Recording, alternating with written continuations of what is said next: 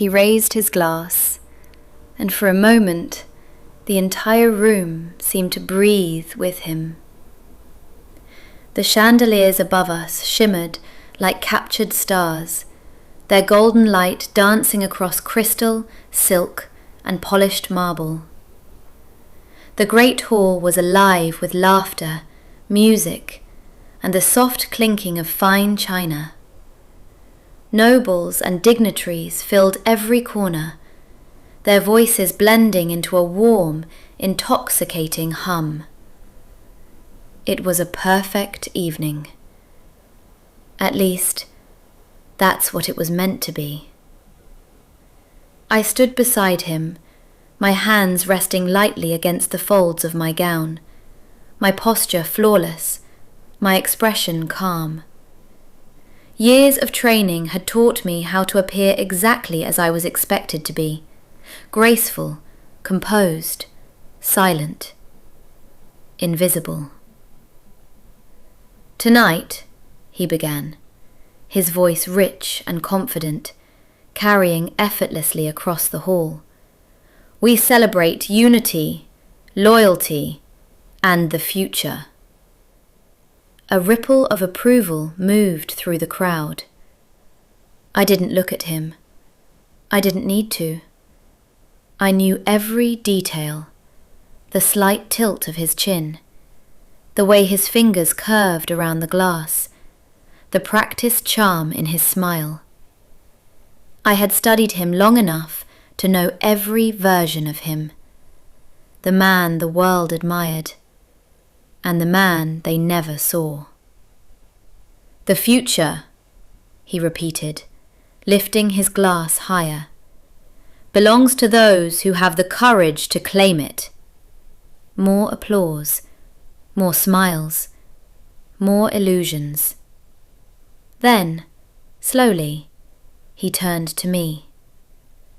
"And to the woman who stands beside me," he added, softer now, more intimate, though every word was still meant to be heard, "a partner worthy of that future." At last, I met his gaze. Warmth filled his eyes, carefully crafted, perfectly timed. Anyone watching would believe it.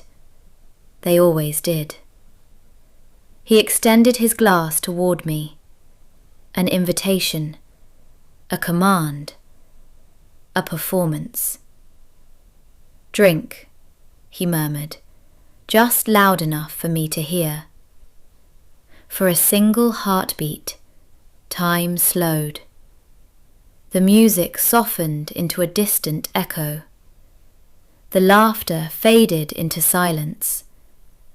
Even the light seemed to dim, as if the entire world were waiting for one simple motion. All I had to do was raise my glass. All I had to do was pretend, like I always had. But something inside me, something quiet, something that had been growing for far too long, finally refused to stay silent. My fingers tightened slightly around the stem of my glass, and I didn't move. A flicker of confusion passed across his face, so small, so subtle. No one else would have noticed, but I did, because for the first time, I wasn't following the script. "Drink," he said again, a little firmer now, still smiling, still perfect, still pretending. I tilted my head ever so slightly, studying him, and then I lowered my glass. The silence that followed was not immediate. At first, it was just a hesitation, a brief pause in conversation, a slight falter in the rhythm of the room. Then someone noticed, then another, and suddenly the air shifted. Why isn't she? Did she just? Is something wrong? The whispers spread like ripples across water, quiet at first, then impossible to ignore. His smile didn't falter, not yet, but I saw it. The tension beneath it, the crack forming beneath the surface. "What are you doing?" he asked under his breath, his voice still smooth, but now longer warm. I met his gaze, steady and unafraid. "For once," I said quietly, "I'm choosing." His eyes darkened. "This is not the time," he warned. I almost smiled. "That's exactly why it is." A sharper silence fell now, the kind that presses against your ears, the kind that demands something to happen. He lowered his glass slightly, just enough to mask the shift. "You're making a mistake," he said. "No," I replied softly. "I already made that mistake." His traditions. "Don't do this." I looked around the room, at the people watching, at the faces filled with curiosity, confusion, anticipation, at the life I had been living as if it belonged to someone else. "Then I won't drink," I said, my voice clear now, carrying farther than I intended. And this like that, the illusion shattered. The music stopped. The murmurs grew louder, and every eye in the room turned toward us. "What is the meaning of this?" Someone he straightened, recovering quickly, his charm snapping back into place like a well-worn mask. "A small misunderstanding," he said smoothly. "Nothing more." But I didn't let him take control again. Not this time. "It's not a misunderstanding," I said. His hand moved, fast, gripping my wrist just enough to warn me. "Enough," he said through clenched teeth, his smile still fixed for the audience. I gently pulled my hand away. "No," I replied. The word echoed louder than anything else that night. Simple, final, irreversible.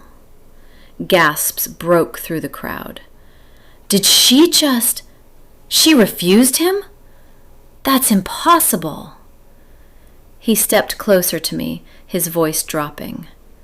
"You will regret this." For a moment, the old fear stirred inside me, the familiar instinct to shrink, to apologize, to undo. But it didn't take hold, because something stronger had taken its place. Clarity. "I already regret staying silent," I said. And then I turned. I didn't run. I didn't rush. I walked. Each step steady, each movement deliberate. Behind me, I could feel the weight of the room collapsing into chaos, voices rising, questions spilling over each other, the fragile order of the evening unraveling piece by piece. "Stop her!" His voice cut through everything, sharp, commanding, desperate. But no one moved, not fast enough, not boldly enough, because uncertainty had already taken hold, and doubt spreads quickly. I reached the doors of the great hall and paused for just a moment, not to hesitate, but to breathe, to feel the truth of what I had just done. Then I pushed them open and stepped out. The cool night air hit me instantly, wrapping around me like a long-forgotten freedom. For the first time in years, I wasn't playing a role. I wasn't following orders. I wasn't pretending. I was simply myself. Footsteps echoed behind me, fast, determined. I didn't need to turn to know it was him. "You think you can just walk away?" he snapped. I stopped, slowly, then turned to face him. The golden light from inside the hall framed him, casting long shadows across his face. For the first time that night, he wasn't smiling. "You've embarrassed me," he said. I held his gaze. "No," I replied calmly. "I told the truth." His expression hardened. "You owe me everything." A familiar line, one he had used countless times, one I had believed for far too long. "I don't owe you my silence," I said. "You owe me loyalty."